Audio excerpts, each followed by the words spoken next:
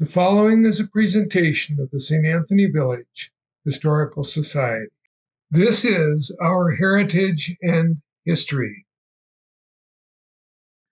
St. Anthony Village is within the traditional land of the Dakota people.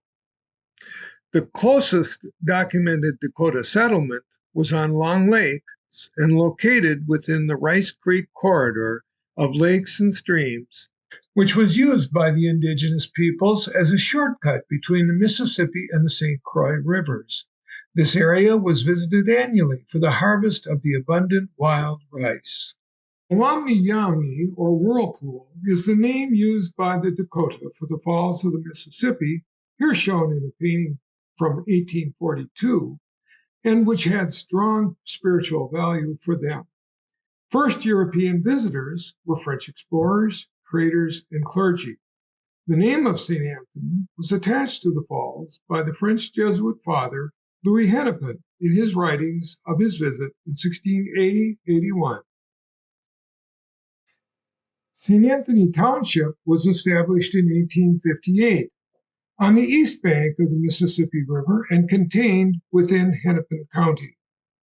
It was composed of the town of St. Anthony Falls, upper northeast, and the city of St. Anthony, lower northeast, directly east of Nicollet Island. The two communities were combined with Minneapolis in 1872.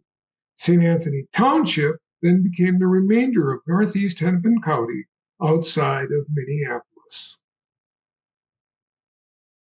The falls provided power and were a magnet for the construction of many mills. This photo, taken in 1864 from the perspective of St. Anthony, reveals the extent of that development.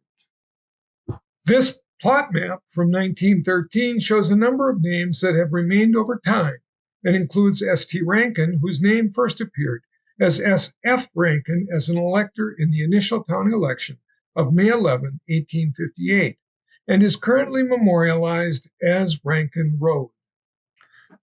The plot map also shows the large parcels owned by Armour & Company in anticipation of the construction of a meat production facility.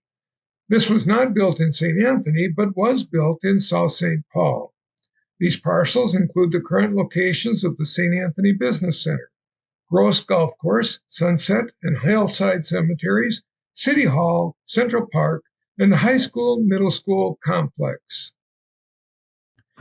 This aerial photo from 1930 includes Silver Lake and the Salvation Army camp on its northern side, which was located in Ramsey County and not yet incorporated with the yet-to-be-founded city of St. Anthony Village.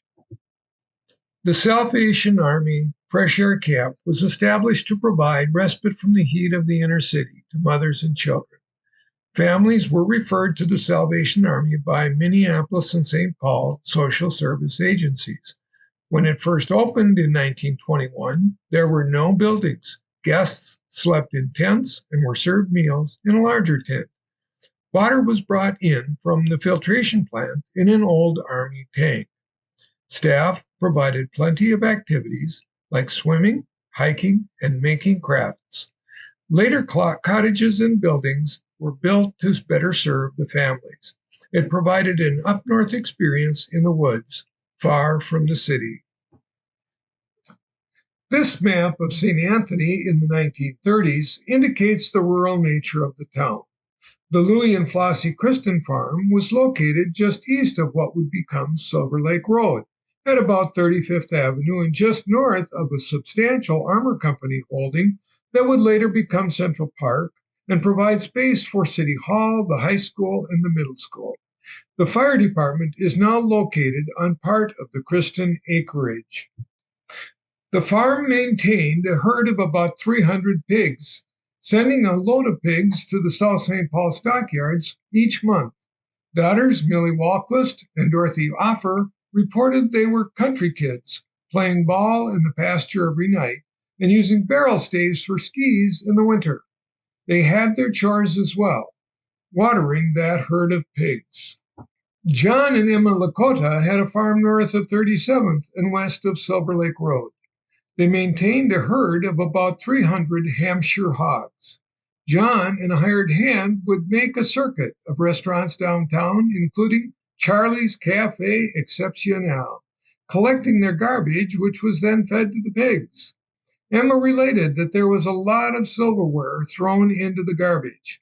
We and all of our neighbors ended up with nice, heavy silverware from the Curtis Hotel.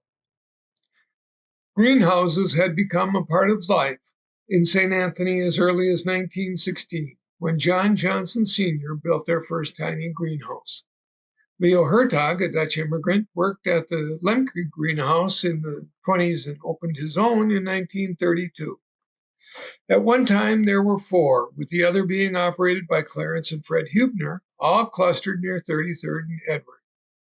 While the Hubner business closed in the 1950s and Lemke's sold out to a developer in the 1960s, Hertogs and Johnson survived until being hit by the tornado of 1984, which destroyed the greenhouses, and new zoning restrictions kept them from rebuilding. Lowry Grove, just north of Kenzie Terrace and east of Stinson, began in the late 1920s as a tourist camp with 25 cabins and picnic grounds.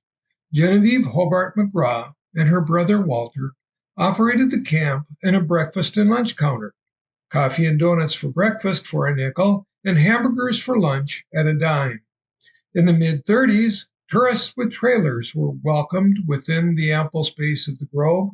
After World War II, their nephew, Hobie Swan, returned from service and took over Walter's interest in the park. Business had shifted from the cabins to small trailers, and with the crush of housing after the war, the number of trailers in the Grove grew to over 200. Just south of Lowry Grove was Kenzie's Tavern and Gas Station. Lewis Kenzie Sr. was an early settler and township assessor in 1915, and as a measure of the sparse local population, won that election with only 11 votes. He served the township and the village as a council member for 45 years until his death in 1958. As related by granddaughter Beverly Tombarge, the tavern had good food, not fancy, and everybody from Northeast came. The family operated the business until 1968, when it was closed by son Lewis Kenzie Jr. Other businesses on Stinson included a grocery store at 33rd and Stinson owned by Bill and Florence Shepard, and a foundry operated by two men, Mr. Hunstead and Mr. E. Johnson. Joe and Rose Soroga lived on the east side of Stinson and operated a gas station across the street at 33rd and Stinson in Minneapolis. Their daughter Margaret, Dolly Brinkman, recalled that everyone had an outhouse and a pump. Because of the clay in the soil, the septic tanks backed up all the time and we couldn't flush our toilets. Dolly was a member of the first graduating class at St. Charles School in 1948. St. Charles School began operation in 1938. Public school in 1918 was provided in the White School, a two-room building located at 33rd and Silver Lake Road. The combined 6th, 7th, and 8th grade class of 1926 is pictured here. These photos from 1933 reveal how students participated in the work of the school, carrying wood for the stoves, preparing and serving hot lunch, and cleaning up after. Home construction in the early 40s at times was a total do-it-yourself project. The Ewing family lived in a tent until they could move into their basement home and continue on their project.